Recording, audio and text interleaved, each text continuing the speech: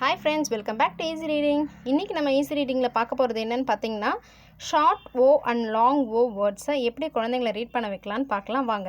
CVC வேர்ட்ஸில் வரும்பொழுது பார்த்தீங்கன்னா இந்த மாதிரி சிசிவிசி இந்த மாதிரி சிவிசி வேர்ட்ஸ்லேயோ ஆர் இந்த மாதிரி கான்சனன்ட் லெட்டர் சேர்ந்து வந்து நடுவில் இந்த மாதிரி ஒரு வவல் லெட்டர் வரும்பொழுது நம்ம அதை ஷார்ட் சவுண்டுன்னு சொல்லுவோம்.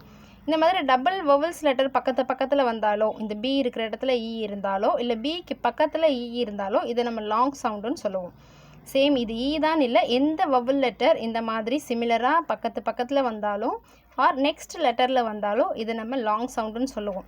பேசிக் கான்செப்ட் இதுதான். இது நீங்கள் குழந்தைங்களுக்கு புரிய வச்சிட்டிங்கன்னா போதும். ஈவன் அது ஷார்ட் சவுண்ட் லாங் சவுண்ட் எந்த லெட்டர் ஏஇஐஓயு எந்த லெட்டராக இருந்தாலும் குழந்தைங்க ஈஸியாக அதை புரிஞ்சிக்கிட்டு படிக்க ஆரம்பிச்சிருவாங்க. நம்ம இப்போ ஷார்ட் ஓவோட சவுண்ட்ஸை எப்படி படிக்கலான்னு பார்க்கலாம் வாங்க. K ill kill op clop O sound ஆ. ஷார்ட் ஓவோட சவுண்ட் ஆ. லாங் ஓவோட சவுண்ட் டைரெக்டாக it's a name of the letter ஓ.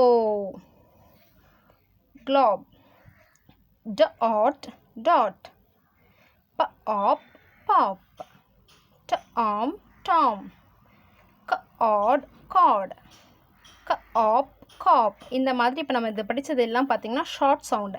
இப்போ இந்த ஷார்ட் சவுண்டோட லாங் சவுண்ட் எப்படி படிக்கலான்றதை பார்க்கலாம். க ill kill op Klopp.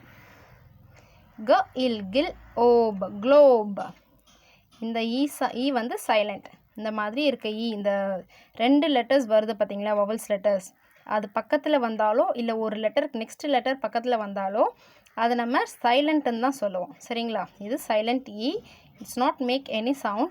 It's a name of the direct name of the letter O. We can able to say direct name of O. Dot dot. Dot dot. Pop pop. Op pop. Tom tom. Tom. Odd cord. Ode code. Hop hop. Hope hope. Ought not. Oat note note. Ob rob. Ob robe. Op cop. Op cope. Il op lop. Il op lope. இப்போ இந்த மாதிரி இருக்க words எல்லாம் AEIOU இந்த மாதிரி வர differentiation பண்ணி படிக்கிற லெட்டர்ஸ் வேர்ட்ஸ் எல்லாம் குழந்தைங்களை நீங்கள் எடுத்து ரீட் பண்ண வச்சிங்கன்னா அவங்களுக்கு ஈஸியாக ஒன்றும் இல்லைங்க அண்டர்ஸ்டாண்ட் பண்ணிக்கிட்டாலே போதும்.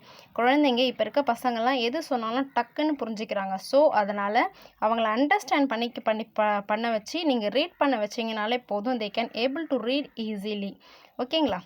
இது புரிஞ்சுதுங்களா? இது வந்து டிஃப்ரென்ஷியேஷன் பண்ணி எப்படி படிக்கணுன்றது இப்போ நம்ம ப்ரீவியஸ் வீடியோவில் இதை பற்றி வீடியோ போட்டிருந்தோம். இப்போ இந்த வீடியோவும் அது டிஃப்ரென்ஷியேஷன் பண்ணி படிக்கிறத பற்றி தான் நான் போட்டிருக்கேன்.